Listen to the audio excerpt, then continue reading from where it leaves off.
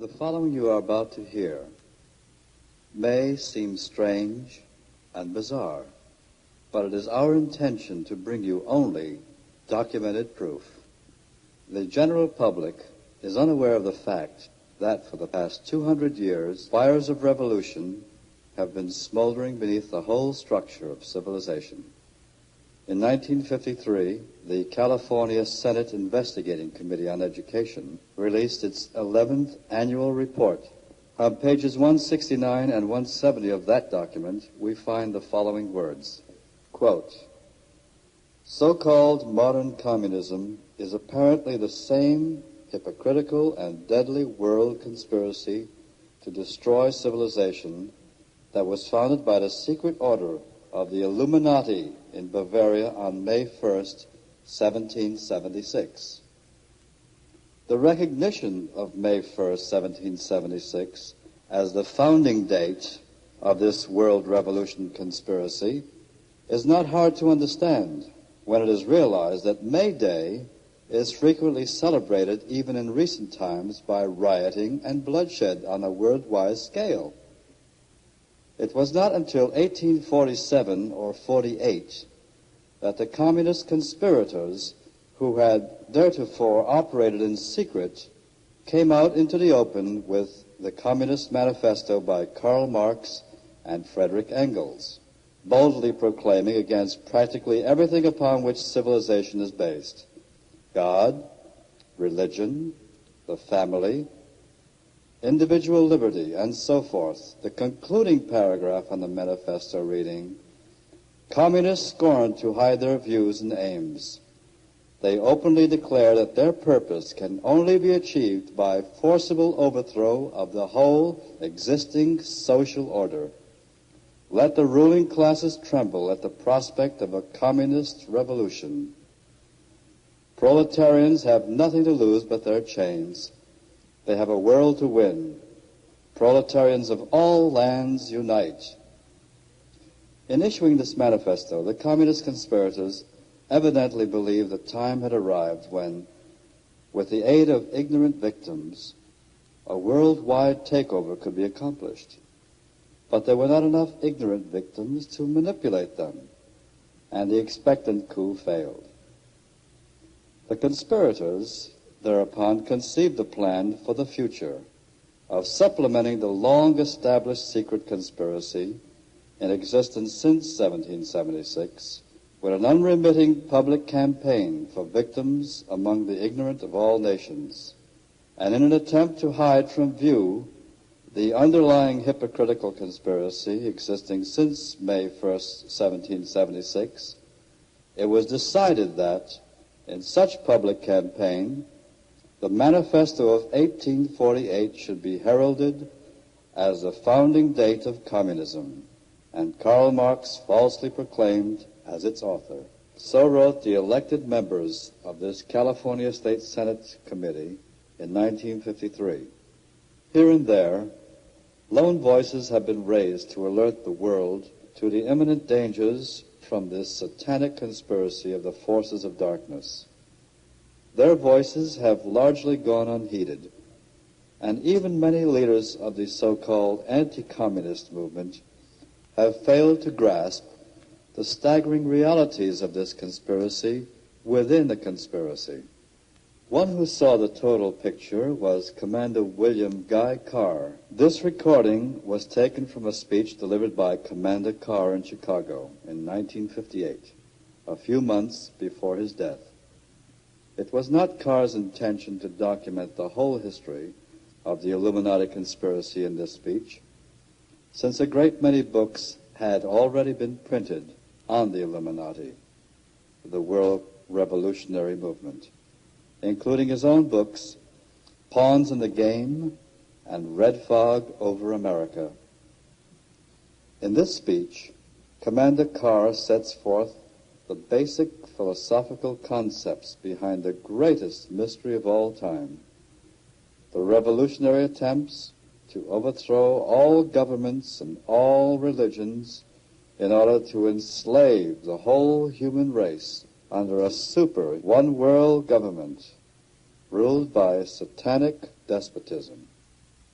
As an official lecturer for the Royal Canadian Navy, Commander Carr constantly warned large audiences in the 30s about the world conspiracy and the forthcoming Second World War.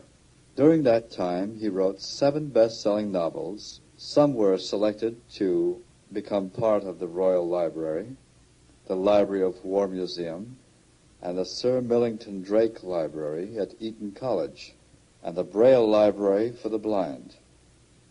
Carr's most widely read book, Pawns in the Game, is considered by most historical experts of the Illuminati as the most comprehensively documented book ever published on the Illuminati. The sound on this recording is primitive, due to the fact that it was placed on tape in a large meeting hall. However, despite the sound quality and other technical shortcomings, the facts contained in this speech are of such significance that it is reproduced exactly as it was given. Carr's speech will be interrupted occasionally by this narrator, who will insert salient comments on what Carr has said in order to highlight certain particularly significant parts of his message. This recording is not meant to entertain the listener. It is an historical recording of great importance about a conspiracy that has lasted for thousands of years.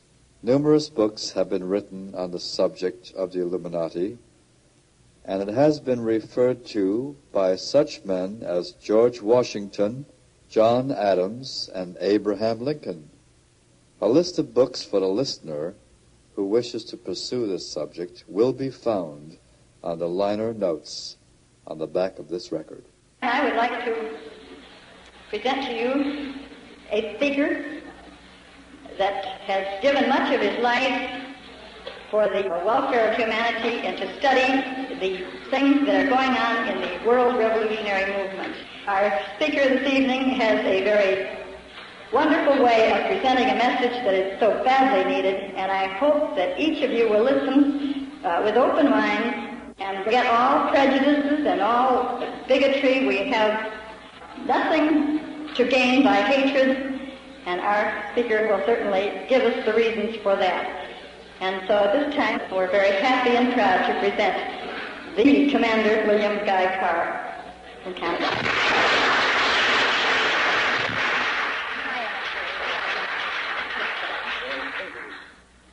Madam Chairman, ladies and gentlemen, the inspiring words of the song that you've just sung, Parallel Hours in Canada, we sing, O Canada, ask God to save our Queen, but all citizens of countries that we still speak of as being free are in the same boat.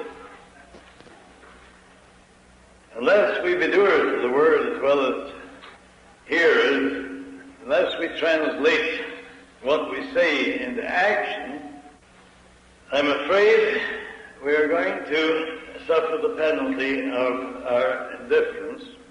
We have the words of the Our Father. Everybody prays it many times a day. In some cases, we say, Thy kingdom come, Thy will be done.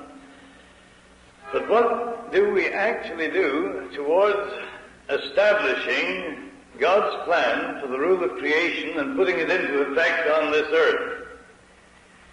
If we had, during the last 2,000 years, put those words into effect, the Luciferian conspiracy could not have developed to where it is today in its semi-final stage. Adam Weishaupt, who is a doctor of canon law at Ingolstadt University, revised and modernized the age-old conspiracy, and then reorganized the Illuminati and organized the Grand Orient Lodges to be their secret hiding place. These brilliant-minded men consisted of men of all walks of life, scientists, military leaders, economists, educationalists, encyclopedias, and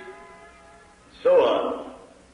That is where the word Illuminati is derived from. They are undoubtedly brilliant-minded men. And unfortunately, they have become self-conceited, so swell-headed, that they actually believe that they know better than Almighty God how the universe should be ruled, and that is the struggle that's going on today. We start to finish revising the age-old conspiracy and modernizing it on May 1st, 1776. He said that communism, Jacobinism, Nazism, world federalism, political Zionism, and any and all other organizations that had internationalism or a one world government as their ultimate aim were to be organized, financed, directed, and controlled by the members of the Illuminati. The Illuminati, down through the ages of time, have always made provision to elect and select those who are to succeed them from their own immediate entourage.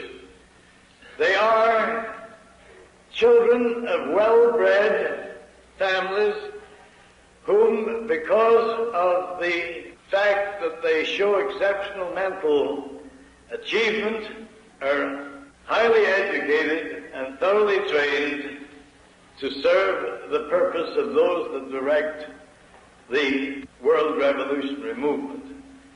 These youngsters, when they are going through college and university, don't realize why they are being showered with grants and scholarships and all the rest. They become strongly attached to those that finance their education and then place them into exceptionally remunerated positions. And it is useless to deny the fact that after these brilliant-minded young men have been educated under the tuition of men that represent themselves as one-worlders, that they are fully qualified to act as specialists, experts, and advisors behind the scenes of our government.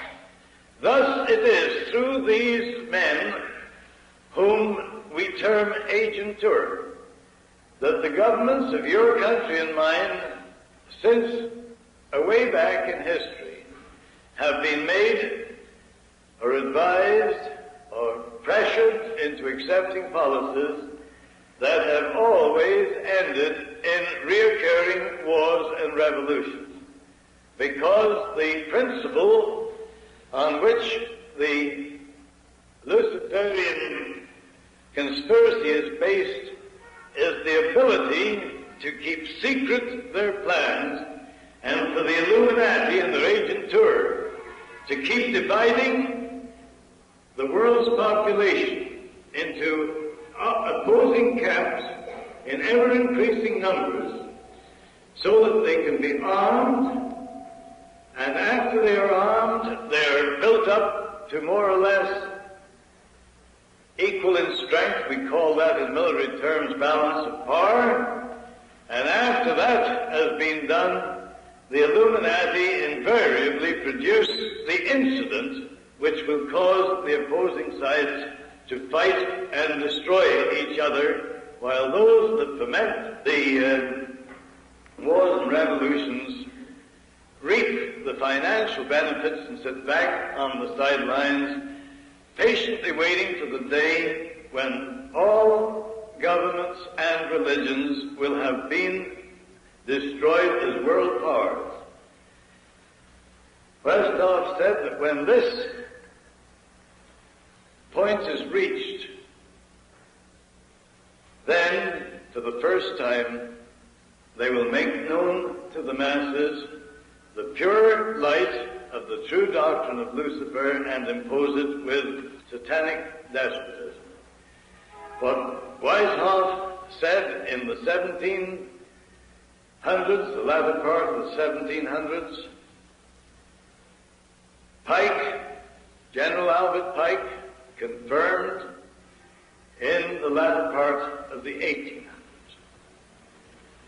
Pike, with the aid of Giuseppe Mazzini, worked out the military blueprint which would cause the world to be involved in wars and revolutions until, to use his own words, only two world powers remained, and those two were to be the people controlled by the leaders of atheistic communism and those that subscribe to the Christian religion.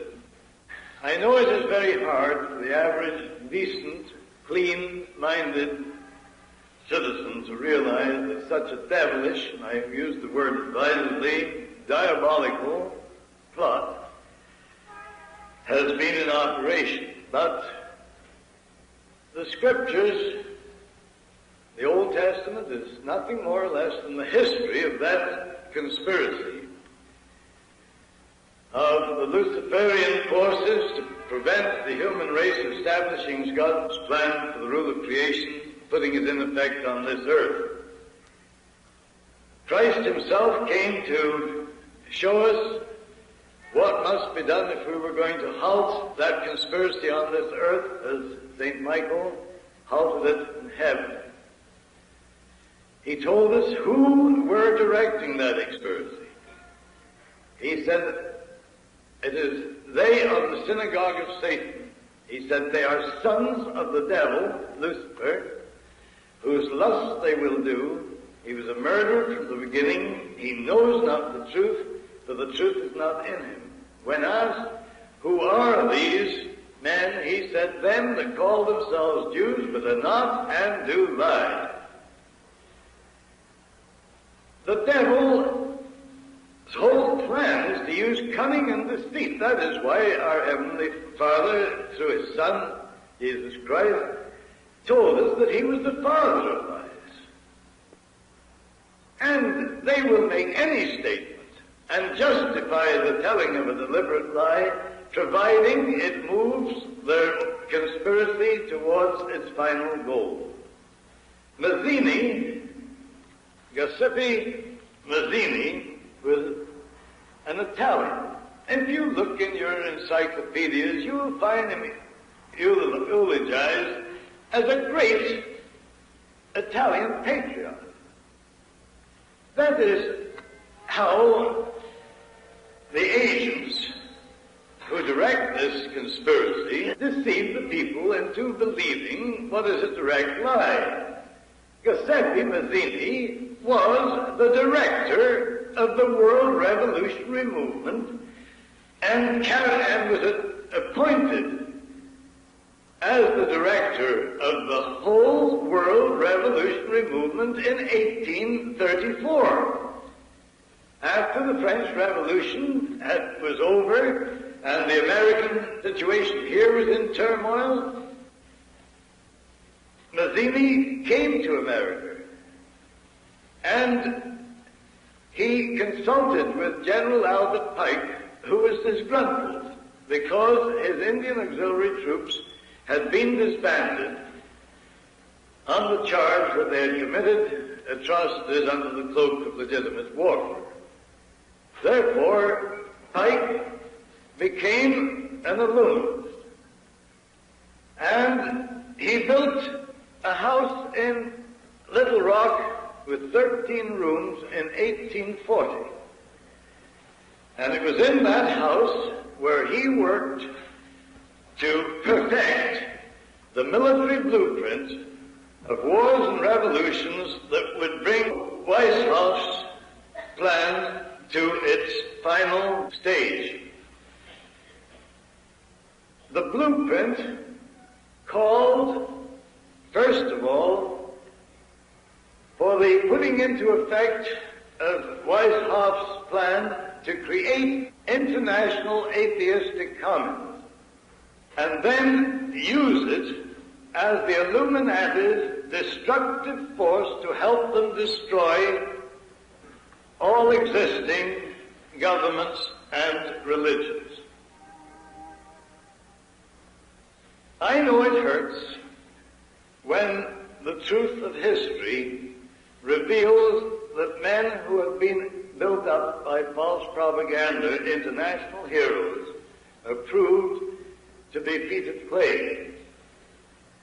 But what is true of some of your statesmen and politicians in the past is equally true of ours in Canada and those of Britain.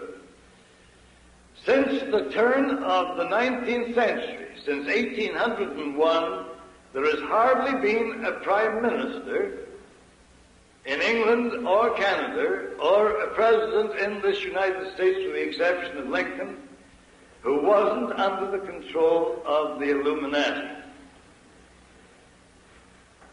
I explained briefly this afternoon how Weishoff's plan was made known by an act of God. The German author Zwack, Z-W-A-C-K, had laboriously put these revised protocols together, and so that they would be safe and to guard against all being destroyed at one time. The copies of this document were placed in different parts of the world. I explained that Professor John Robison, Professor of Human Psychology of Edinburgh University and Secretary of the Royal Society, when touring Germany and visiting the University of Frankfurt and Ingolstadt, had been asked to guard a copy of the secret document. He was not informed as to their nature, but he did place them in safekeeping. And after the plot had been revealed by the act of God, and the Bavarian government had published the horrible details of this international plot, Professor Robison unlocked this strongbox in which he had kept them and found that the documents he had confirmed everything that the Bavarian government had published in 1786. I told you that while Weishoff's courier was riding on horseback from Frankfurt to Paris with a copy of this precious document, infamous document, for the information of those Illuminists and Jacobins who had been entrusted with developing the French Revolution, which was scheduled to break out in 1789, Almighty God struck him dead as he rode through the village of Ratisbon. The courier was struck by lightning. And the Bavarian police found this document on the courier's body. Realizing its importance, the serious nature of it, they turned it over to the Bavarian government, who in turn had the police raid all Weishoff's Grand Orient lodges and the homes of those who were known to be connected with him in the order and sect of the Illuminati. The evidence thus obtained confirmed the document as being genuine, and it was published in 1786 under the title, The Original Writings of the Order and Sect of the Illuminati. Copies of this document were sent to the heads of church and state throughout Europe. But such was the power of those experts, specialists, and advisors who had been infiltrated behind the scenes of government that they persuaded the crowned heads of Europe and the heads of church to ignore the warnings by telling them that it was part of a huge hoax, and if they took any notice of it, they would be brought into ridicule. When this plot was discovered, the Bavarian government closed the lodges of the Grand Orient, outlawed Professor Weishaupt and disbanded the Illuminati. And with the devilish cunning with which they are inspired, Weishaupt pretended that the plot had come to an end and that he had become reconciled with God. But the word God can apply equally to Lucifer as it does to the Supreme Being that we worship. And that is why people are continually being deceived by the double talk of these people. Now, when the pressure had been put on the Illuminati in Europe, Thomas Jefferson, who was one of Weishaupt's great admirers, transferred the direction of the plot from Europe to America. I know that that's hard to take, but remember, we cannot judge Jefferson or any of those with whom he became associated. He may honestly have believed that only a one-world government would bring an end to continuing wars and revolutions.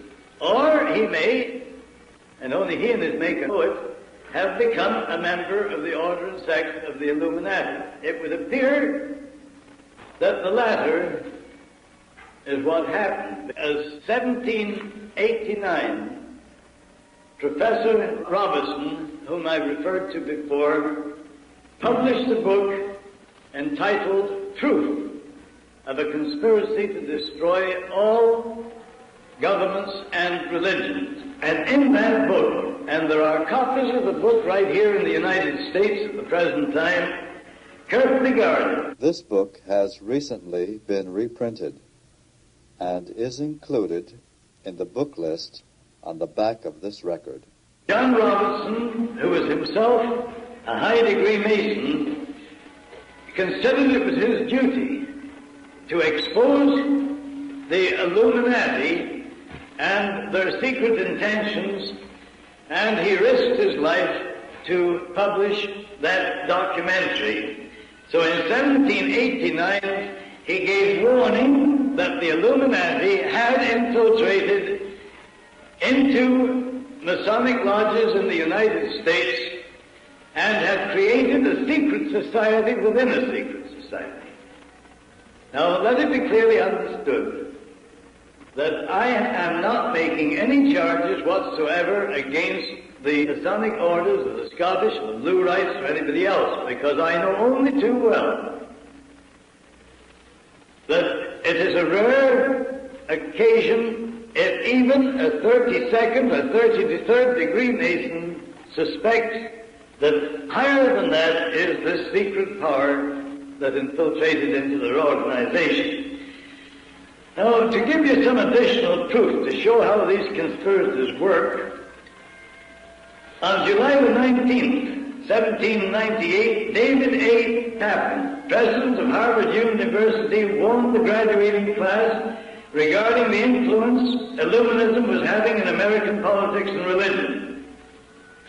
Thanksgiving Day the next year, 1789, Jedediah Morse preached against Illuminism. He warned his congregation and the people of the United States that the Illuminists cover their true purpose by infiltrating into Masonic lodges and hiding their subversive acts and intentions under the cloak of philanthropy.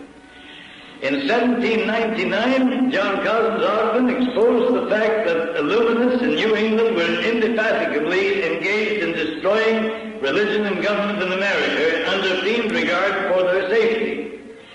In 1800, John Quincy Adams opposed Jefferson to the presidency of the United States. Adams had organized the New England Masonic lodges. He wrote 3 letters to Colonel William L. Stone exposing Jefferson's subversive activities.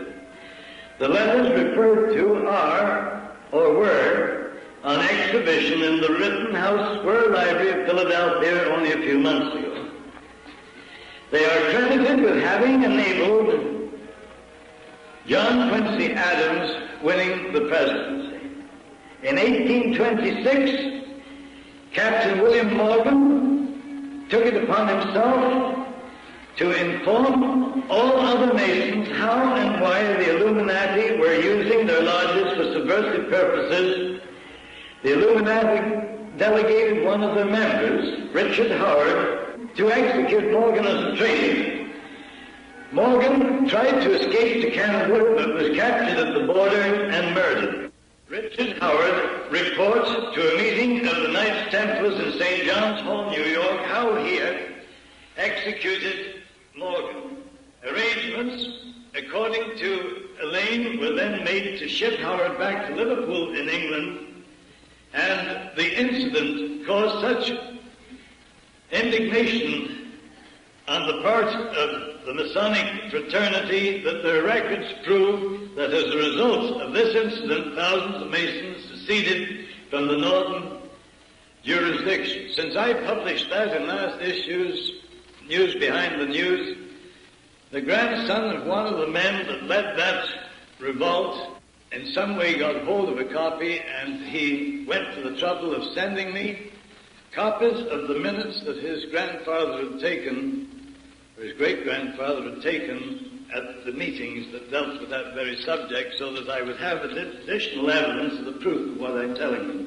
In 1829, I just tell you these things because it shows how this conspiracy moves year by year and right up to the present day. In 1829, an English illuminist named Fanny Wright. You might wonder at a person of the female sex being mixed up in this thing, but the Grand Orient Lodges and the councils of the New and Reformed Palladium Rites organize what they call councils of adoption. That is the female organization that work hand in glove with the Illuminati. This woman lectured to selected groups of Illuminists in the new Masonic temple which had been built in New York. She explained the Luciferian ideology regarding free love and sexual liberty. She also informed the American Illuminists it was intended to organize atheistic communism for the purpose of furthering their own secret plans and ambitions. Among those who were delegated to put this phase of the conspiracy into effect was Clinton Roosevelt, Horace Greeley, and Charles Dada.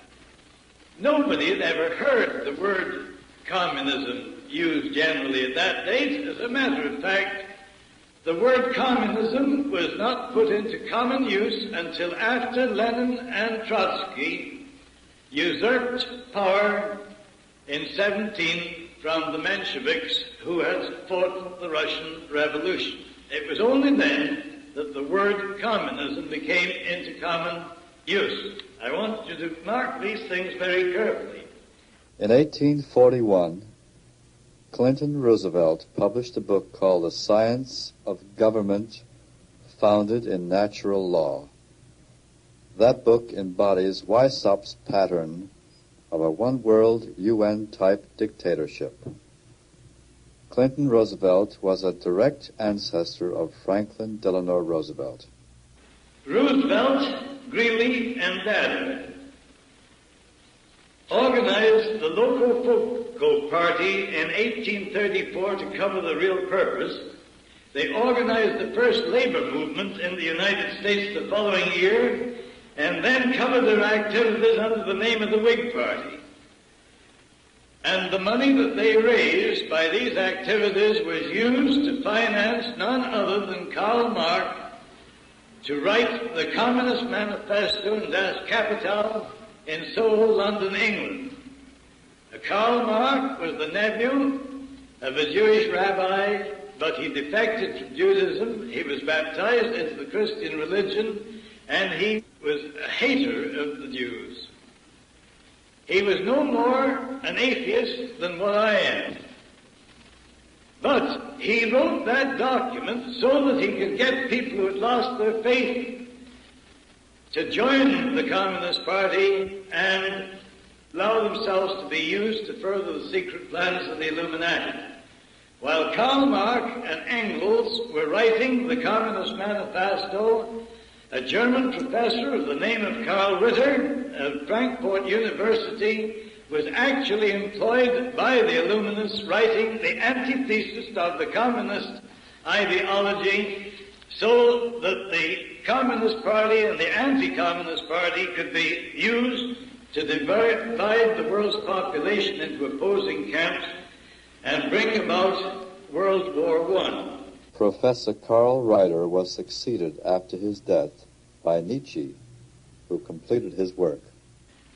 As early as 1776, Russia had been designated as the empire which was to be destroyed and turned into the stronghold of atheistic communism.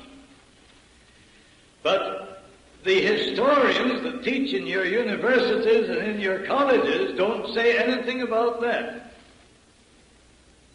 What I'm telling you are historical facts. I'm not giving you my own opinions. They can be checked in your national archives, in the British Museum of London, England, and in the Vatican libraries, and have been checked. When Giuseppe Mazzini was brought in contact with Pike, the two worked on this military plan to divide the countries of the world into opposing camps, and World War I was to be used to enable them to overthrow the powers of the Tsar and turn Russia into the stronghold of atheistic communism. In 1887, Pike and Lemmy, who had succeeded Mazzini as the director of the World Revolutionary Movement, Lenin succeeded Lemmy. Decided that political Zionism was to be organized by Herzl and then used for two purposes. First of all, to create the State of Israel, and secondly, to enable the Illuminati to foment World War III, using the differences between the Israeli and the Arab Mohammedans to serve that purpose.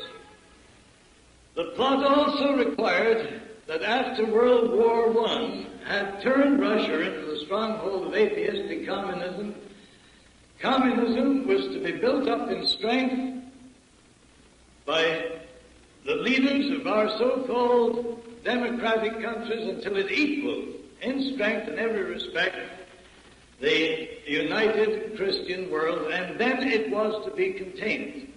And it was to be contained until the last. Everybody considers that communism is a movement by the laboring classes to destroy capitalism.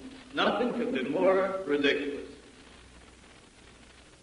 The Mensheviks and the Bolsheviks were used to foment and fight the revolution in Russia in 1905 and 1916, but all the time hovering in the background were these Illuminists who had chosen Lenin and Trotsky to lead the movement to usurp the powers of government in Russia just as soon as the moment was ripe. Now, in 1916, the international bankers of Britain, the United States, Germany, Sweden, and France met in Stockholm for the purpose of deciding the final details of the Russian Revolution, and they were joined by Henry Ford. Henry Ford, who originally wrote a series of books exposing the Illuminati conspiracy, was himself duped into going along with them. The Ford Foundation has since carried out many of the stated goals of the conspirators under the beneficent hand of Henry Ford II, whose father never dreamed that his own fortune would be used to advance the cause of his worst enemy. Who went over under the, gave the world the impression that he sailed in that famous peace ship. Well, of course, there's different kinds of peace. We know that the communists today are talking peace, but that they mean the peace that will be had when all other opposing forces have been destroyed. The average communist doesn't know that he also is to be destroyed in the final phase of the conspiracy. And it was by making these facts known to the leaders of the Communist Party in Canada that we split the Communist Party right down the middle in 1957. We supplied them with copies of a letter that Albert Pike had written to Mazzini on August the 15th, 1871, the year before Mazzini died, and that exposed the whole diabolical aspect of the conspiracy. Lenin and Trotsky were not atheists. Lenin had been initiated into the order and sect of the Illuminati in Switzerland, where Trotsky was initiated. I am not familiar, but this will shock you. British intelligence knew exactly what was being planned, and so did your American intelligence officers, because they reported all the details of this secret meeting in Stockholm to their governments, just the same as I reported that secret meeting that happened on St. Simon's Island, February the 14th this last year. No notice was taken. The powers behind the scenes of government are too strong to even allow your government, which you so proudly say is of the people, for the people, by the people. And ours is just the same. But the fact remains that they deposited $50 million to the credit of Trotsky in the Bank of Sweden. And while that was being done, Lenin was being given safe conduct from Switzerland to Russia with 38 top-level revolutionary leaders in a private car supplied by the high command of the German government. And that movement from Switzerland to Germany of Lenin and his party was organized by the brother of Paul Warburg, who drafted your Federal Reserve legislation in 1910 and had it put into effect in 1913. His brother was chief of the German intelligence staff and negotiated the transfer of Lenin and these top-ranking Illuminists into Russia. Now, Trotsky was building up his group of revolutionary leaders on the east side of New York, and when he sailed from New York to Sweden, the British Navy intercepted the vessel and took Trotsky and his fellow revolutionary leaders off the vessel, landed them at Halifax and confined them in the emigration sheds and put them under the guard of the Northwest Mounted Police, as they were known in that day. But that didn't suit those that are directing the world revolutionary movement. Mackenzie King, William Lyon Mackenzie King, who had been educated and trained as a member of the Illuminati because his father had been a revolutionary leader in Canada, a brilliant, cold-blooded, professional politician, became Minister of Labor in Canada in 1907. He was doing the work of the international conspirators as far back as that date. When World War I broke out, or was about to break out, Mackenzie King retired from the Canadian government and took the position as head of the Rockefeller Department of Public Relations. Now, when we had captured Trotsky and his fellow conspirators, and they had been placed in detention in Halifax, Mackenzie King was sent by the Rockefellers to Ottawa, and he issued the ultimatum that unless those men were not only released but given safe conduct to Sweden, the United States would cut off all financial and other aid to Britain and France. President Woodrow Wilson who said time and time again, "I will not let our boys die on foreign soil," was a stooge of Colonel Edward Mandell House, an errand boy for the hierarchy of the Illuminati in America, the Rockefellers, Bernard Baruch, Jacob Schiff, etc. Wilson wired the British government demanding that Trotsky and his men be released, or the United States would not enter World War I as agreed upon. So, to prevent defeat, we took the lesser of two evils, and Trotsky was put on board another ship, and we had the humility of escorting that man to the entrance of the Baltic Sea. These are the things of international intrigue that's going on all the time, and you're not allowed to know a thing about it. As soon as the war was over, I'm not going to go into all the details of the Russian Revolution, but you know that Trotsky and Lenin did take over the powers of government in Russia. Now, there's a lot of people talk about 98% of those men that went with Lenin and Trotsky into Russia to usurp the powers of government being Jews.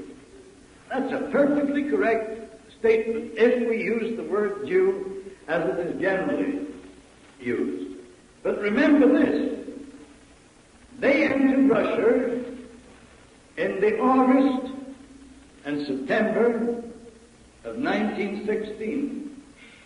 When Lenin died in 1924, there was not a single member of the First International of the Communist Party left alive or out of exile, except one or two who were initiated as members of the Illuminati. All the others, after they served their purpose, were liquidated, as happens to everybody that serves the Illuminati, whether they know it or not. As soon as they have served their purpose, they're wiped out with as little compunction as you and I would swat a fly.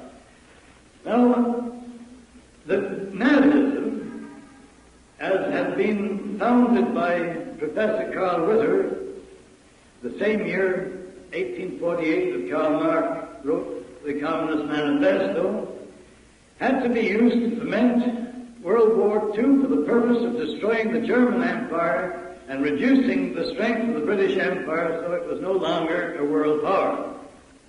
And we know that that is exactly what happened. But according to the Pike Plan and this overall revolutionary blueprint, it also had to be used so that the political Zionist Party would be given a sovereign state in Palestine, where the differences between political Zionism and the Arabs would and could be used to foment World War III.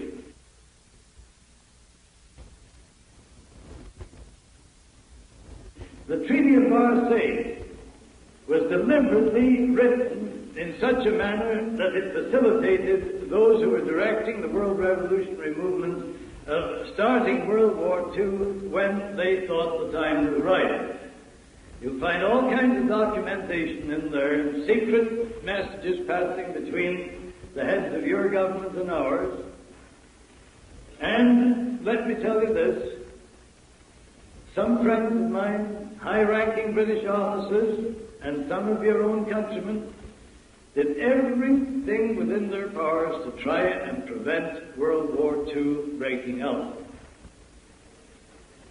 They knew the details of this conspiracy as I'm explaining it to you.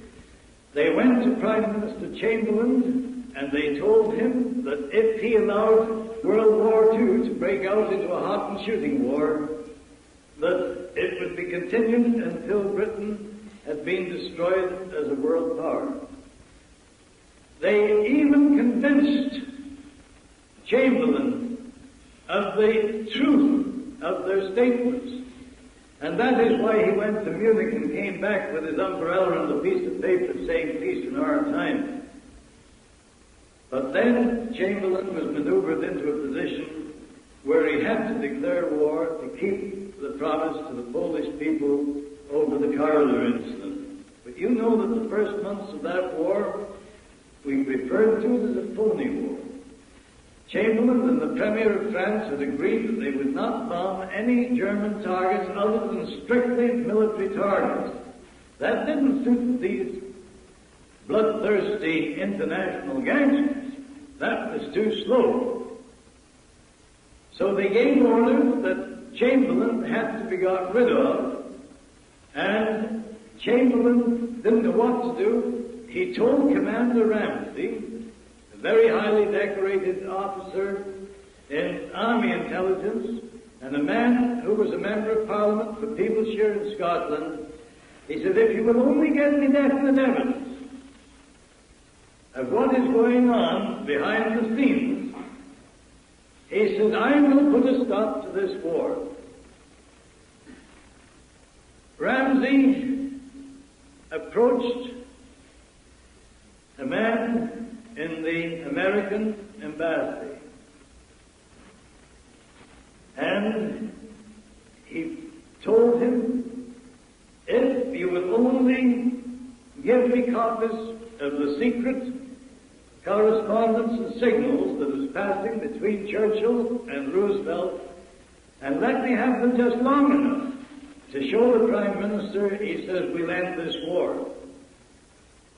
And that clerk, that cipher clerk, did as requested in the hope that by so doing he could prevent World War II being developed into the Holocaust that it was. That man was Tyler Kent. That sealed not only Chamberlain's fate, but it sealed the fate of all those patriots who were working in close cooperation with Captain Ramsey. And the powers behind the government insisted that there be an election. Churchill was elected Prime Minister. On February 8, 1920, Sir Winston Churchill, before his forced acceptance in the Illuminati, wrote an article that was carried in the Illustrated Sunday Herald.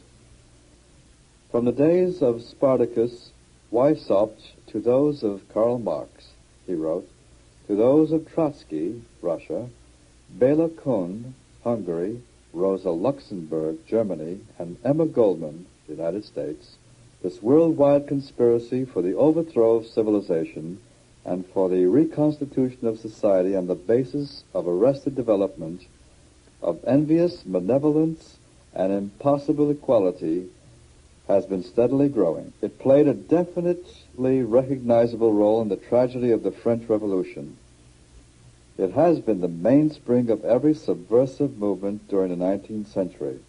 And now at last this band of extraordinary personalities from the underworld of the great cities of Europe and America have gripped the Russian people by the hair of their heads and have become practically the undisputed masters of that enormous empire. The 12 o'clock of the day of May the 12th, that he was elected Prime Minister, he gave the Royal Air Force orders that they were to bomb open towns and cities in Germany that night.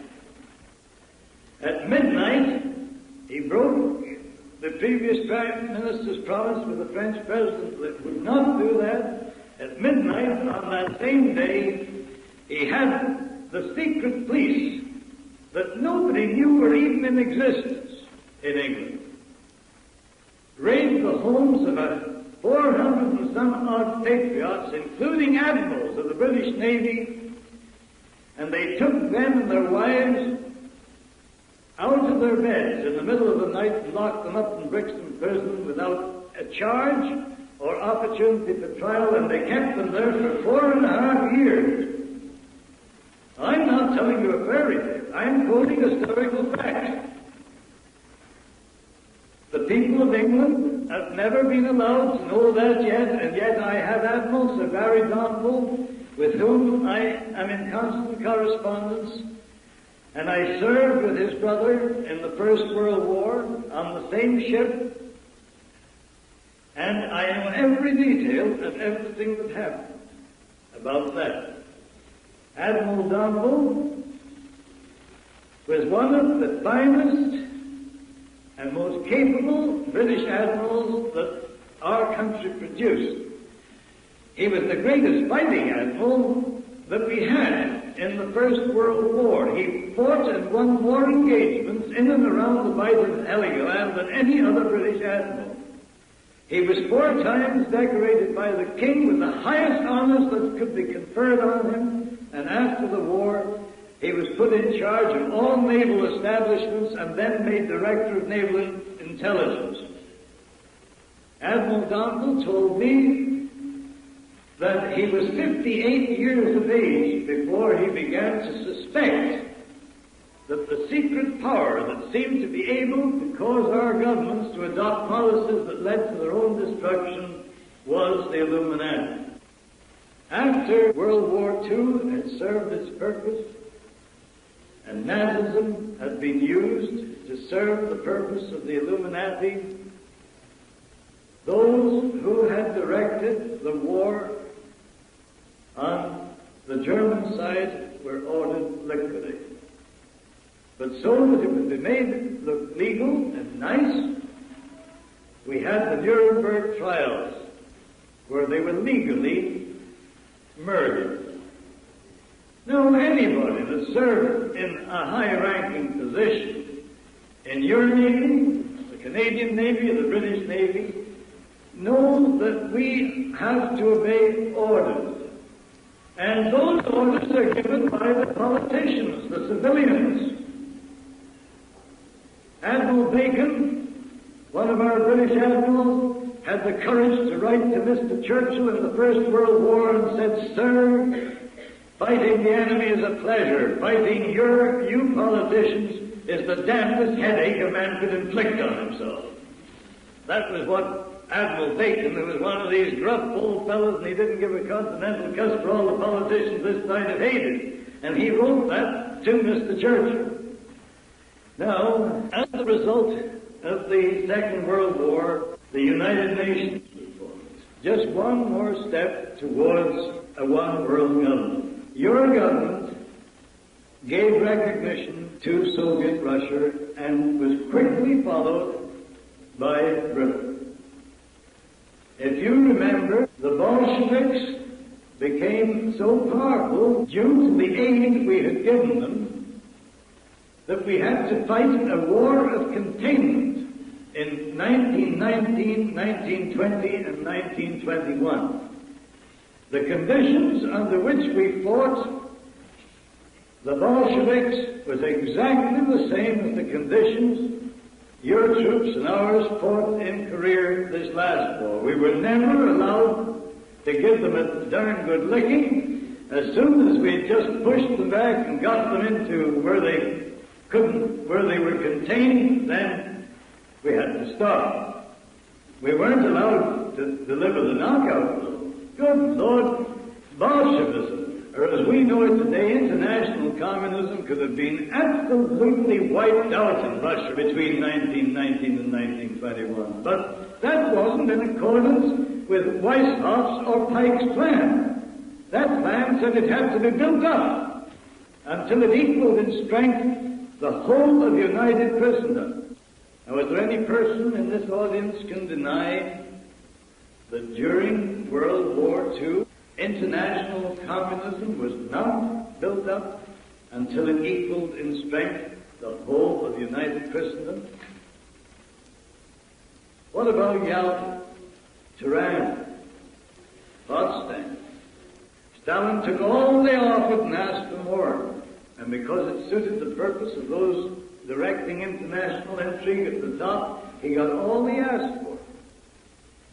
And those that were working with him, the three big men, thought Stalin was playing along with them.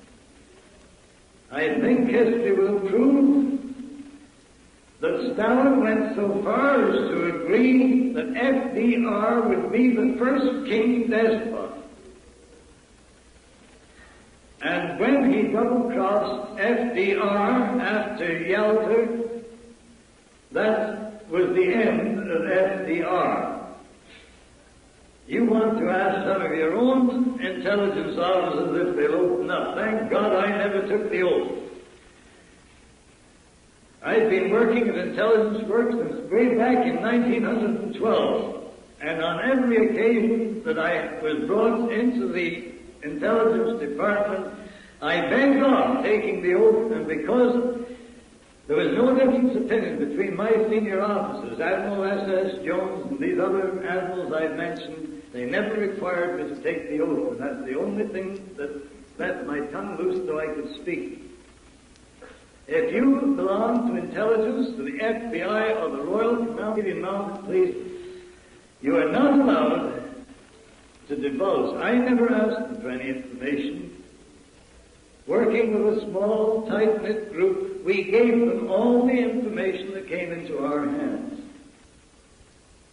But I was so close to intelligence, that is, the directors of intelligence, that I had my own office in the intelligence department at Ottawa, and I had one stenographer delegated to do all my typing, and my wife and I are godfather and godmother to one officer who was director of naval intelligence for a period of 5 years, and another man who is our highest ranking intelligence officer. He and his wife are godfathers and godmothers to one another. So we've been pretty closely knit with him. I've had the pleasure of being the guest in the homes of nearly all these men I'm talking, and I've had the opportunity of discussing different angles. They are not in the habit of volunteering information, but if you ask them a direct question, all you have to do is to look into their eyes. As I told the head commissioner of the mounted police when we were having a conference one day, he says, "You know I can't talk." "No, but I says, you're a darn poor poker player, because after I ask you a question, all I have to do is to look in your eyes and I can see the answer just glaring at me." Well, the progress towards the one world government had to be quickened, so the League of Nations was transferred to the United Nations.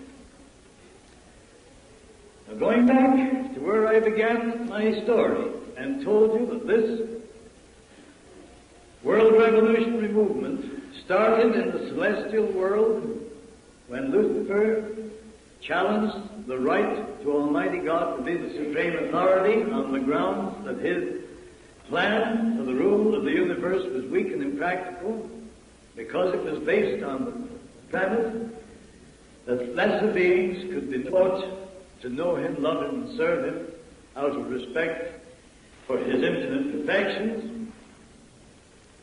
I told you that the Luciferian plan was to ensure peace and law and order by the enforcement of a totalitarian dictatorship enforced by absolute despots.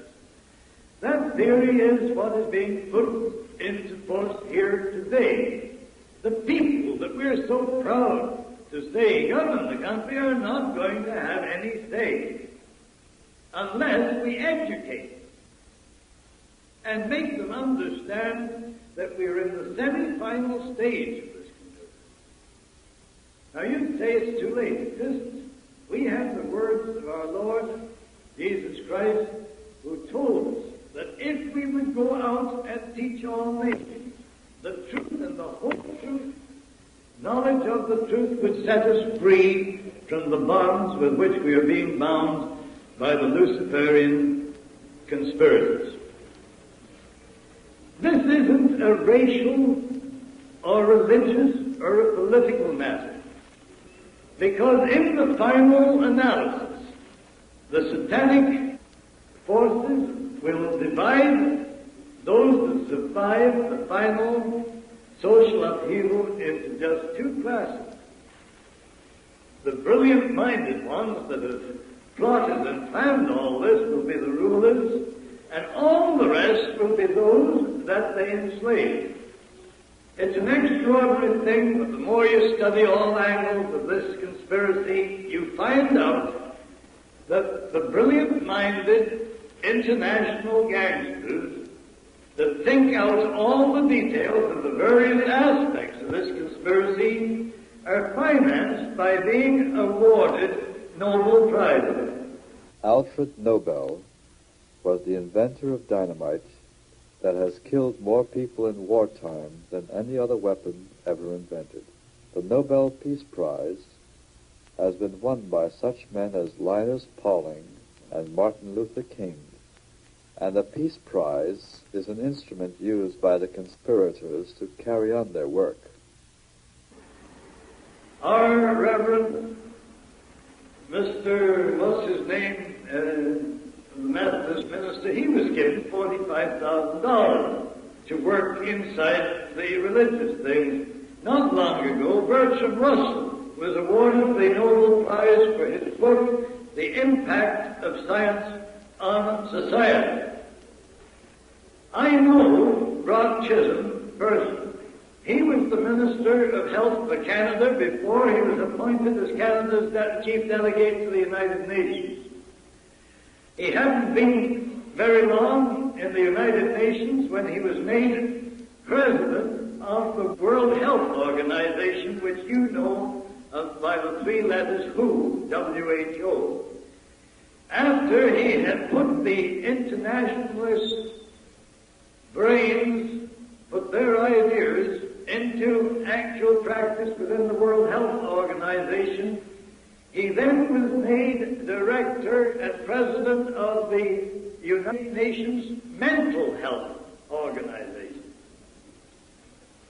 Rod Chisholm says there's only one way to use the human capital.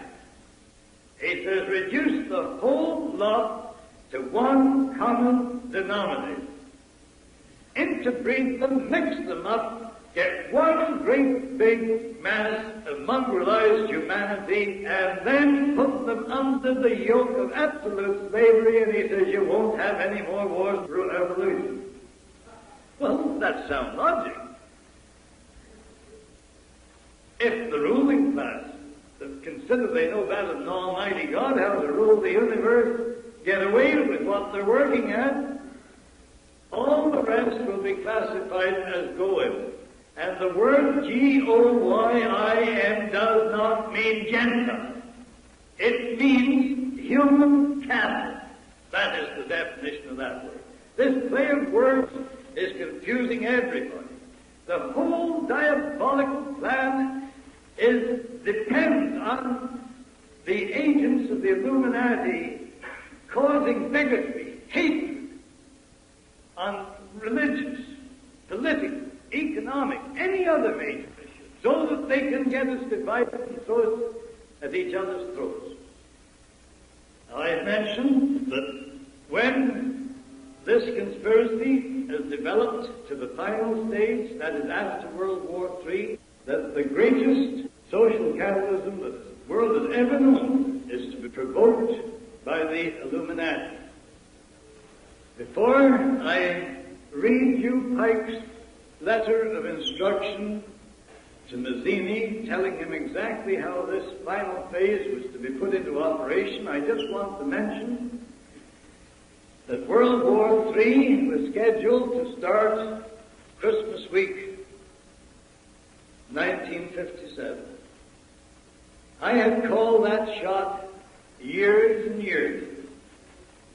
You'll find it in the books that were published years ago, so I just couldn't think it up out of my head tonight. I said that if we permitted World War III to be developed as intended, the year 1960 would be the year of no return. You'll find those statements in my book. I have no reason to withdraw them or even to qualify. I watched what was going on in certain areas of this world, and where I couldn't observe the things personally, friends of mine helped me. Weishaupt and Pike had both said that those brilliant-minded international gangsters that were determined to enslave the lesser beings were to provide for their own safety and protection by establishing sanctuaries before each of the succeeding wars broke out.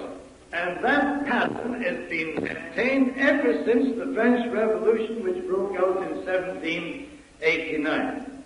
in no revolution, be it the French revolutions, and there's been several of them, the Spanish revolutions, the German revolutions, the British revolutions, your American revolutions, the Austrian, or any other revolution, have any of the members of the Illuminati or their families been harmed, nor has their profited. They were always safely hidden away in sanctuaries. That is why Switzerland was the biggest sanctuary of the lot. It was made a neutral country, so those directing both sides of the wars could meet and discuss how they would continue them or bring them to an end. With the advent of the atomic bomb, they just didn't know what to do, because before they could let the masses use atomic weapons and nerve gas to destroy themselves in still greater numbers, they had to know what part of the earth's surface was safe for their own miserable hides. They couldn't afford to get contaminated with atomic fallout, or to be burnt with nerve gas, which means dead. So what did they do? After the two bombs were exploded on Nagasaki and Hiroshima, they started a series of explosions all over the world. Britain, Soviet Russia, Australia, the United States, whose governments are all controlled at the top by these devils in human form.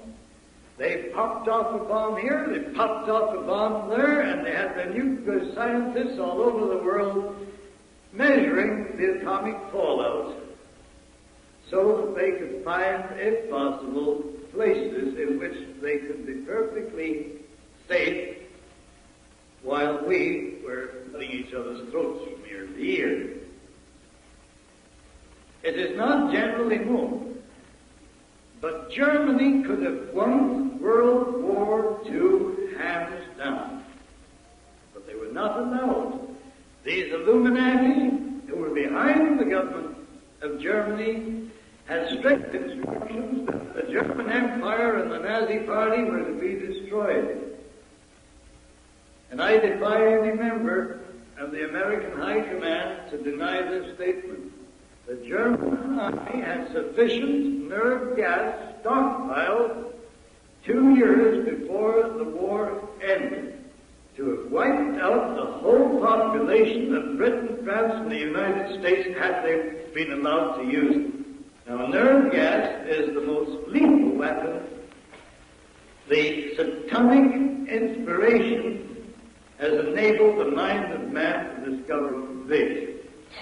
It is nothing more or less than the pure essence of fluorine gas. And it is so deadly and so devilish in its characteristics that if one single drop, even though it be highly diluted, comes in contact with the flesh of any living creature, it will travel along the nerve trunks and paralyze the breathing apparatus and thus cause death. There is only one antidote to that, and that is atropine. But atropine would have to be injected immediately the first strangling sensation was experienced, and you would have to keep injecting it until you could get out of the contaminated area and get further medical help. The members of the armed forces of your country and mine are being equipped with atropine outfits. But what about the civilian population? Now, one of the devilish features of nerve gas is this. You could wipe out the population of Chicago or New York or any big Canadian city and not do $1 single worth of property damage. Now, all this nonsense about the fear of atomic bombs is just getting the masses into a state of fear that they'll go off half-cocked and agree that it's essential to contain Russia or something else to have another world war. These men that have the wealth and the power in their hands and secretly administer that power behind the scenes of government are not going to destroy billions and billions of dollars worth of property when they can take over by using a few dollars worth of fluorine gas. They call it nerve gas because they figured it would interfere with their idea to promote fluoridation if the public got to know that nerve gas is nothing but the pure essence of fluorine gas in gaseous form.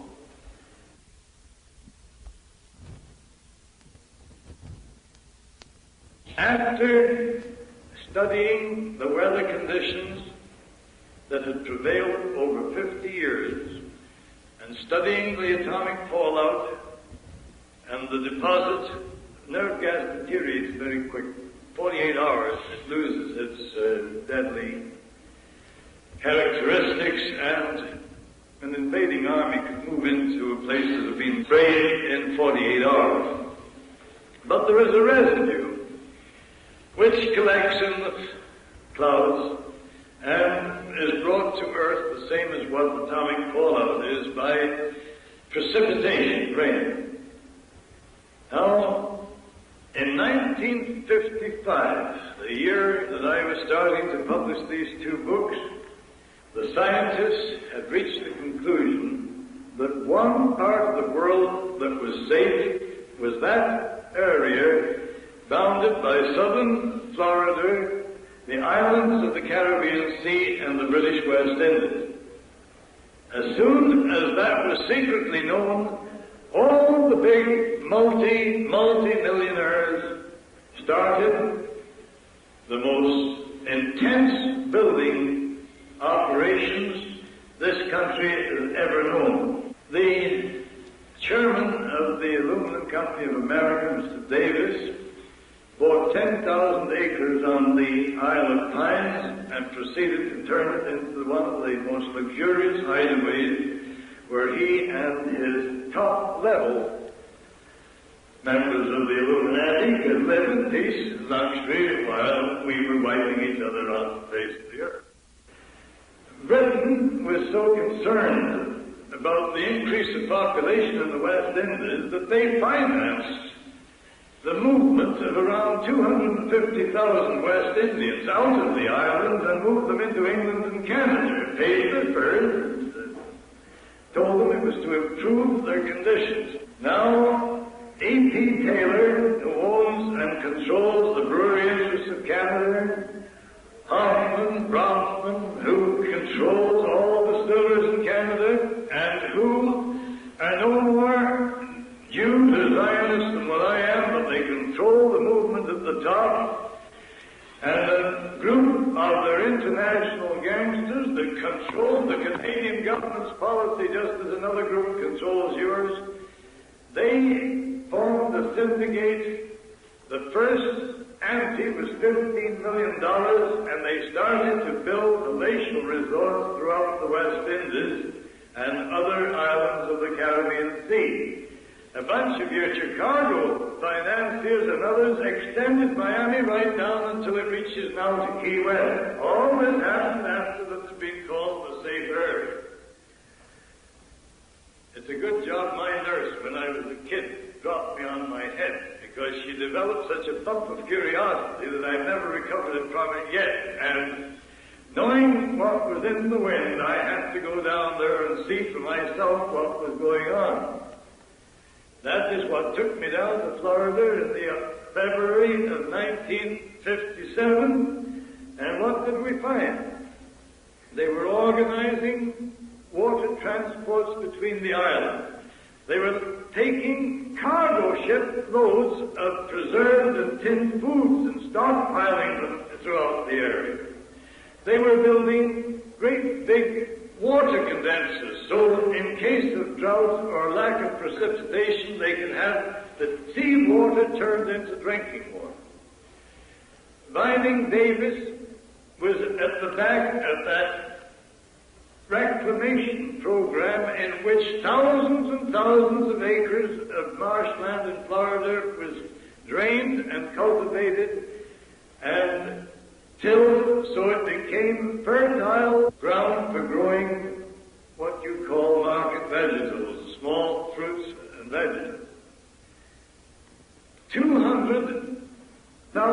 fine-headed cattle were transferred from Texas into the ranches of Florida so they would be sure of a meat supply. With that amount of cattle breeding and the fish that were available in the ocean, in the coastal waters, they were quite satisfied that with their ability to grow their own fruit and vegetables, raise their own meat, catch their own fish, that added to the tremendous amount of staples, such as flour and other things that have been shipped into that area by ocean-going cargo vessels, would make them absolutely self-contained. Now, because these men always like to make a project pay for itself, they rented all this luxurious accommodation that was built in 55, 56 to tourists. And they were quite willing to take them for all they've got, make them pay through the nose for this luxurious living, and they were quite welcome to pay the shot until they wanted to move down in there. And they had it all planned, how to get rid of them so that they could occupy the vacated accommodation. They called the general strike of hotel employees. And all the people in those luxurious resorts couldn't get any kind of service, so the people that owned them were very apologetic and they flew them all out. And as soon as they got rid of them, every plane leaving these northern airports were chartered to fly the big boys down in to take over the accommodation that had been vacated. My heavens, we had some of my friends keeping a record of who were chartering the planes and the people that were going on, just the same as we checked those that were landing at Georgia Airport for the St. Simon Island meeting. And amongst the people that had their own planes chartered to take them down south just before Christmas was the heads of your international unions that had done all the negotiations to amalgamate the unions at the top. Not only the American, but the Canadian. They both had private planes for the whole bunch of the top fellows who had been serving the international. And the Labour let them get away with it. Goodness gracious me, I don't know how stupid people can get. It's so obvious. And then, when the whole thing was ready, and somebody was going to press the button, the Lord entered into the picture and took a stand. And you never saw the like of it in all your born days. I've traveled all over the world and I never saw anything like it. All of a sudden, just towards the end of November, the earliest and most severe frost that had struck Florida in 50 years hit, and the papaya trees just wilted. They rushed out, covered them with blankets, covered them with anything. Didn't do any good. They were flat on the ground. Next day, every blessed one was wiped out.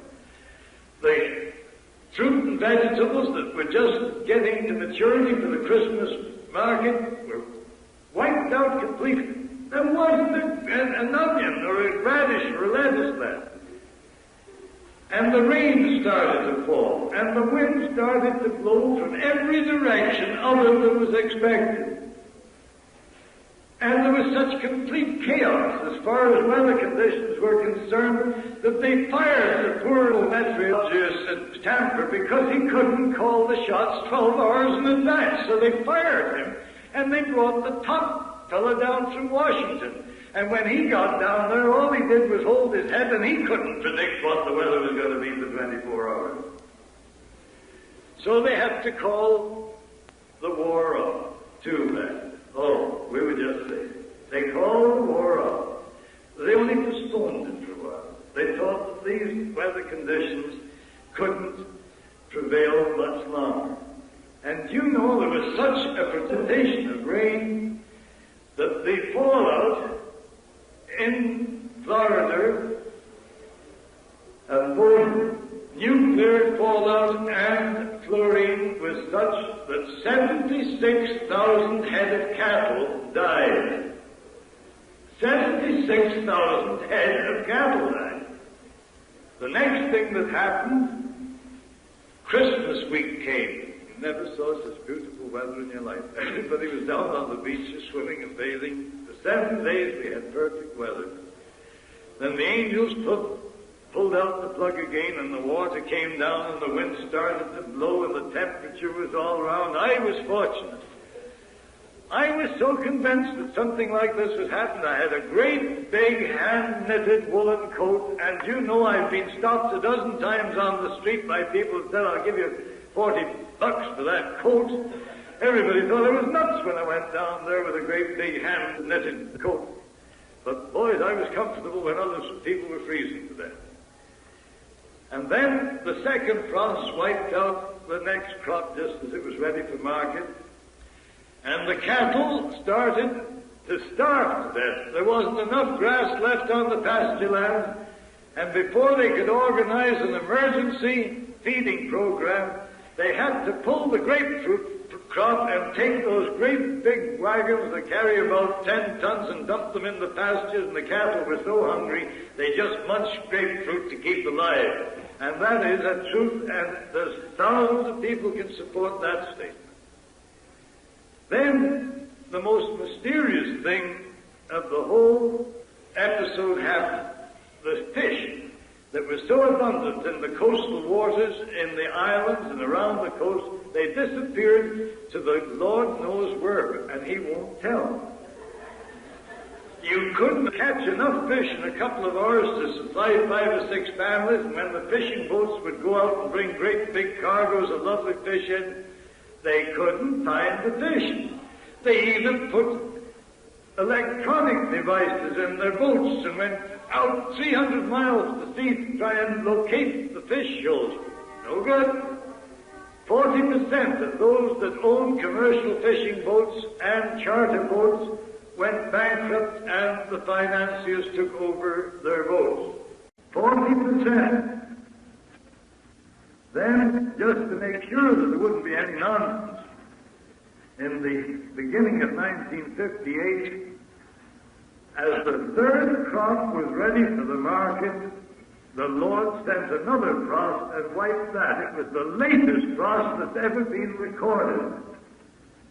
So we poor suckers that were down there getting the information found ourselves paying 35 cents a head for lettuce and 29 for piece for cucumbers and so on, all the way down the line. They even had to fly the food that we people needed there from California and Mexico, and all that's what happened down in Florida. But the scientists said that the fluorine that fell down was brought down out of the clouds by the rain, and that it is accumulated from the smoke from the chemical factories, that the smoke had gone up and lodged in the clouds, and these unprecedented downpours of rain had released it and dropped it on the grass and the pasture. Well, I don't believe that, because I know that they were frantically taking tests of Spanish moss and every other thing. I had doctors that I could rely on, and they were watching all these tests, and they just did not know what was to happen. The United Nations was taking up the matter of stopping a further atomic test because of this atomic fallout.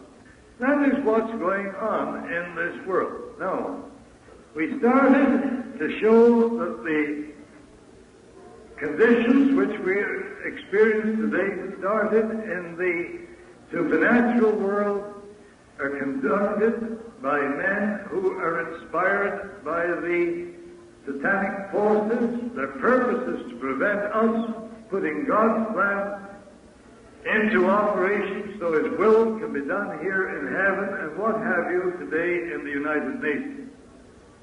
God has been kicked out of politics, and the name of God is rarely used except as blasphemy or oath on the lips of foul-mouthed people. But the Scriptures tell us that God is a jealous God. And I'm quite sad that He has taken measure of the satanic forces that work in this world and the feverish haste with which they are trying to bring their devilish plan into its final stage shows that they think time is running out. Now, it's all very well saying, well, don't worry, God will look after it. God has a habit of helping those who help themselves. He told us that if we were hearers of the Word and not doers of the Word, it would avail us nothing. If the truth has been made known to us, it is our duty to pass that truth on to as many other human beings as possible. Because whether or not we can halt this devilish conspiracy before God has to intervene to save all flesh being destroyed or not, by making the truth known to our neighbors, we can at least open their eyes and make them realize what is going on so that they too can become the elect of Almighty God. That is the duty. We will not be judged according to the results that we achieve. We will be judged according to the amount of effort we put into serving His holy will during the term of our life on this earth. There, ladies and gentlemen, you have a picture. Now, I just want to read this in conclusion. Albert Pike, on August the 15th, 1871, wrote a letter of instruction to Mazzini, telling him what I have told you, and his concluding paragraph reads as follows: "We, the Illuminati, shall unleash the nihilist and atheist, and we shall provoke a formidable social catalysm which in all its horror will show clearly to the nations the effect of absolute atheism, origin of savagery, and the most bloody turmoil. Then everywhere the citizens obliged to defend themselves against the world minority or revolutionists will exterminate those destroyers of civilization, and the multitude disillusioned with Christianity, which will be from that moment without compass, that's direction, anxious for an ideal, but without knowing where to render its adoration, will receive the true light through the universal manifestation of the pure doctrine of Lucifer, brought finally out in the public view, a manifestation which will result from the general reactionary movement which will follow the destruction of Christianity and atheism, both conquered and exterminated at the same time." The word God is used by these Luciferians just the same as we use the word God. On July the 14th, 1889, Pike had to correct the beliefs of some of his leaders in the New Palladian life who were Satan worshippers. So he wrote this letter of instruction: "That which we must say to the masses, or the crowd, is we worship God, but it is the God that one adores without superstition. The Masonic religion should be, by all of us initiates of the high degrees, maintained in the purity of the Luciferian doctrine." Now I want to repeat, Masons up to the 32nd and 33rd degree do not know about the details of this plot until recently, and therefore they cannot be blamed. In the original writings of the order and sect of the Illuminati, there are 9 paragraphs that deal with how Freemasonry and other secret societies are to be wiped out after the Illuminati have been established their leader, king, despot of the world. So they don't play any favorites.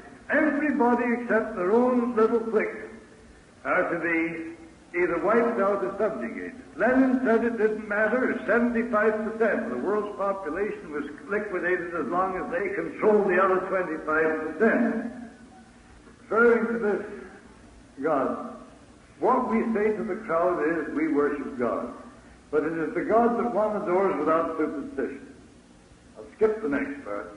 The Masonic religion should be, by all of us initiates of the high degrees, maintained in the purity of the Luciferian doctrine. If Lucifer were not God, would Adonai, whose deeds prove his cruelty, avidity, and hatred of men, barbarism, and repulsion for science, yes, Lucifer is God, and unfortunately, Adonai is God also.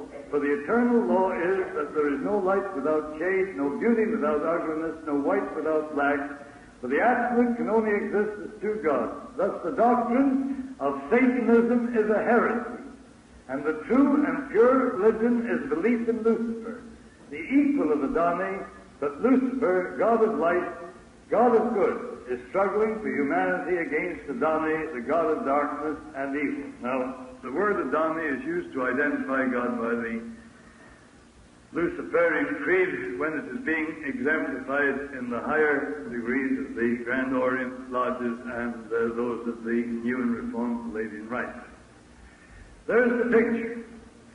I maintain that if the public can be educated to know the truth, public opinion can become such a force that it will become a greater power on this earth than any atomic weapon developed today. The only thing that those who, from their dark places and their secret hidings, fear is the truth. They fear the truth and only the truth. Some of their greatest leaders have said that if one man penetrates the secret and makes it known, their plans could be set back 3,000 years or destroyed completely. All we have to do is carry out the mandate given to us by Almighty God. If we don't, we'll all, Americans, Canadians, British, and all those that call ourselves free, will find ourselves in the same pot, being stirred up in a beautiful, delicious devil's brew. And those fiends will reduce us to one common mass of mongrelized humanity by the application on an international scale of artificial insemination. Bertram Russell, on page 49, 50, and 51 of his Nobel Prize-winning book, The Impact of Science on Society, says that less than 30% of the females will be selected for breeding purposes and less than 5% of the males.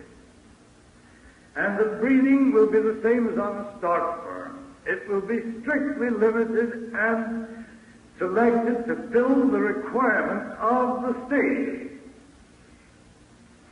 That's what we're facing. That's what is at the back of this integration and all the rest of it. They completely cover and disguise their foul intentions by putting a whole lot of little targets up so that we point our rifles and sight on those little targets and blaze away. And they don't care how many 1,000 rounds of ammunition we shoot at the targets they stick up, as long as they are safe behind the butts and we're not hurting them. Now let's get wakened up. For heaven's sake, we sacrificed nearly 30 million human lives in World War I and II in the honest belief that we were fighting for our king and our country, or God and our country. And if we were willing to risk our lives on the battlefield or on the seas or in the air. Surely to goodness the courage of the early martyrs hasn't disappeared completely. What are we afraid of?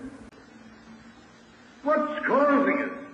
And those that are supposed to be leading us, particularly those in religion, why are we not told the whole truth so that we can use the intelligence that God gave us and decide as He intends us to do whether we accept His plan and obey His law or literally go to the devil?